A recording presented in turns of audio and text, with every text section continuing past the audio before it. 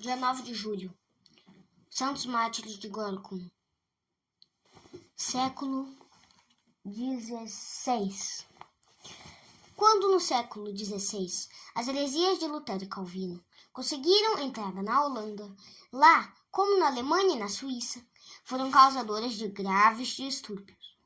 Os calvinistas rebelaram-se contra o governo do rei Filipe II e, chefiados pelo príncipe de Orândia, tomaram uma força armada algumas cidades, entre estas a cidade de Gorkum.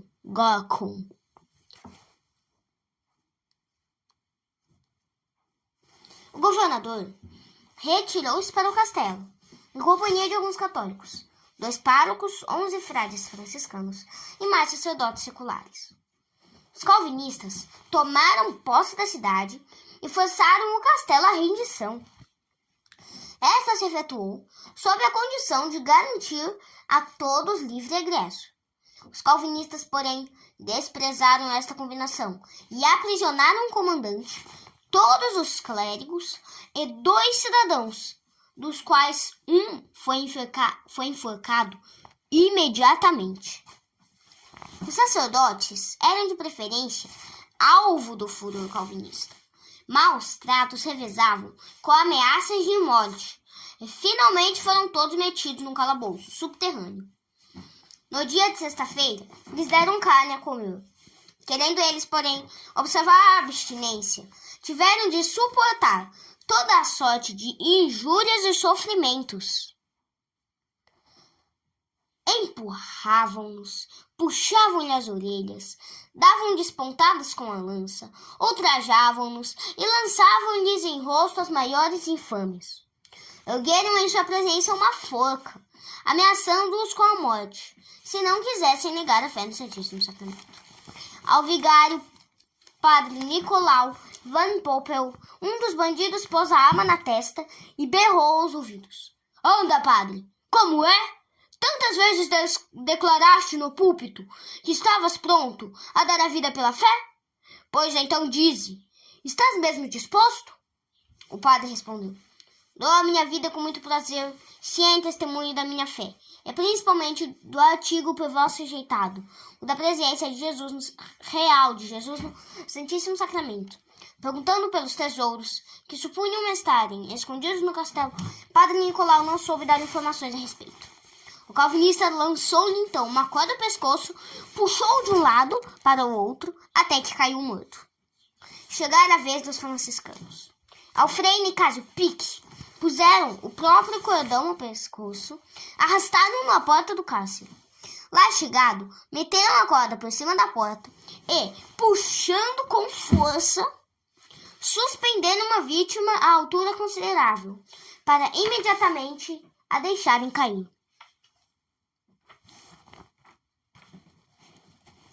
Isso praticaram com um prazer infame. Afinal, a corda arrebentou e o pobre padre caiu pesadamente ao chão, sem dar sinal de vida. Para verificar se estava vivo ou morto, os soldados trouxeram velas, queimaram-lhe a testa, o nariz, as pálpebras, as orelhas, a boca e finalmente a língua. Como o padre não desse mais sinal de vida, deram-lhe um pontapé e disseram com ar de desprezo: "É um frade, que importa?" Mas o padre não estava morto, tanto que no dia seguinte os bandidos tiveram a satisfação de poder continuar as crueldades. Durante toda a noite os padres estiveram entregues à sanha daqueles demônios em figura humana. Não havia nada que abrandasse o furor dos endiabrados hereges. Davam bofetadas nos religiosos com tanta força e brutalidade que lhes corria o sangue do nariz e da boca. O padre Willerhard, um venerável ancião de 90 anos, repetia a cada bofetada que recebia a ejaculatória: "Deus seja louvado." Os algozes, sentindo-se fatigados de tanto bater, ajoelhavam-se diante dos padres e, entre risos de escárnio, arremedavam a confissão, proferindo nesta ocasião obscenidades e blasfêmias horríveis e asquerosíssimas. Em outra ocasião, amarraram os religiosos 2 a 2 e obrigaram-nos a andar em fila, imitando procissão, e cantar o Te Deum, E tudo isso sobre a algazarra satânica da soldadesca desenfreada.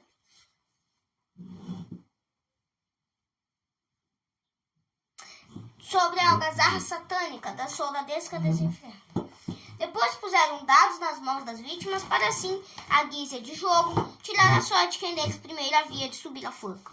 O padre guardião exclamou: "Não se faz mista de jogo. Estou pronto porque já passei por esta delícia." Os católicos de Gorkum enviaram todos os esforços para libertar os prisioneiros. Para este fim, dirigiram uma petição ao príncipe Orange. Os calvinistas, suspeitando qualquer reação, tiraram aos franciscanos o hábito e despacharam-nos, com os outros sacerdotes, na noite de 5 a 6 de julho, para Brel, a residência do clérofo Conde Lum von Mark.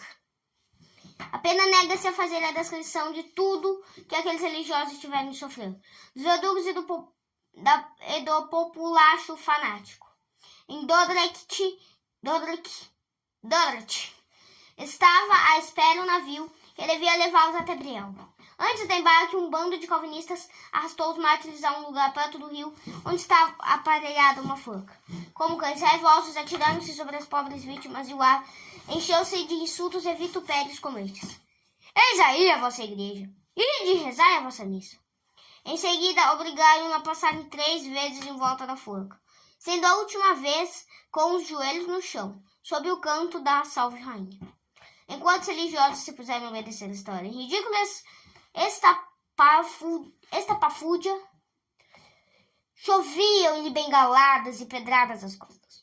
O padre vigário Jerônimo de Wild, vendo estas indignidades, não mais conteve e disse: "Que estou presenciando? Estive entre turcos infiéis, mas coisa igual a esta nunca vi." Finalmente o triste cortejo chegou a Briel. Lá o esperava o conde Lume, com 2 pregadores da seita e alguns magistrados. Todos se empenharam para conseguir dos prisioneiros a renúncia à fé, em particular o dogma da real presença de Jesus Cristo no Santíssimo Sacramento. Foram baldados os esforços. Os mártires unanimemente rejeitaram as propostas feitas e preferiram continuar na prisão. O cárcere que os recebeu era uma pocilga imundíssima. Uma ordem do príncipe de Orange de pôr em liberdade os prisioneiros não foi cumprida. O conde Lum, embriagado de ódio e vinho, mandou-os levar alta noite às ruínas do convento Rudin, que pouco antes tinha sido incendiado pelos calvinistas. Restara ainda o celeiro. O padre guardião foi lá mesmo enforcado, depois de ter animado os irmãos à constância. Depois dele foram estrangulados todos os companheiros. O fanatismo dos calvinistas respeitou os cadáveres dos mártires. Cortaram-lhes o fanatismo dos calvinistas nem respeitou os cadáveres dos mártires. Cortaram-lhes o nariz, as orelhas e levaram-nos como troféus de vitória nos capacetes e chapéus. Os católicos resgataram por muito dinheiro os corpos dos santos irmãos e transportaram-nos para Bruxelas. Clemente X beatificou-os em 1674. Pio IX elevou-os à categoria de santos, no ano de 1867. A memória dos mártires é celebrada na igreja no dia 9 de julho.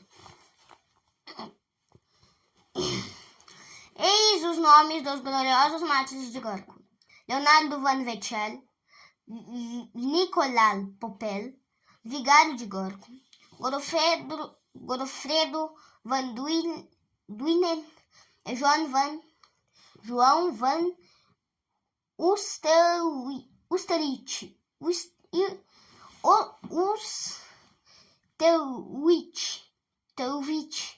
agostiniano; João de Colônia,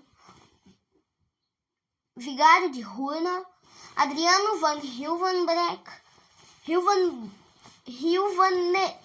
Hilvarenbeek e Jacob Lacoups; André Wouters, vigário de Reinhardt; Frei Jerônimo van Wilt, Frei Teodoro van Emenden, Frei Willehard, Frei Nicásio, Frei Godofredo Mervelan, Frei Antônio de Wilt, Frei Antônio de Horner, Frei Francisco Rhodes, Frei Pedro de Asca. Reflexões. Os santos mártires preferem morrer a negar um artigo sequer da fé. Não podia ser outra sua atitude. Quem nega só um artigo da fé e voluntariamente se entrega a dúvidas a respeito, já perdeu a fé em consequência, deixa de ser católico.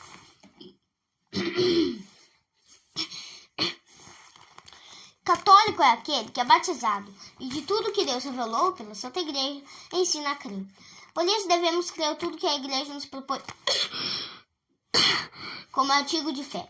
Cristo chama incrédulo a Tomé, que se negava a crer o artigo da ressurreição do Divino Mestre.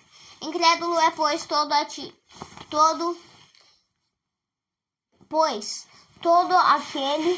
que rejeita ou põe em dúvida um artigo da fé.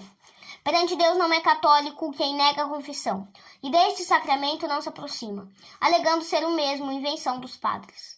Católico não é, em consequência, quem nega a infalibilidade do Papa ou a existência de fogo eterno, etc. Sujeitemos o nosso intelecto aos ditames da fé e renovemos muitas vezes as nossas promessas do batismo, que são a declaração formal da nossa santa fé.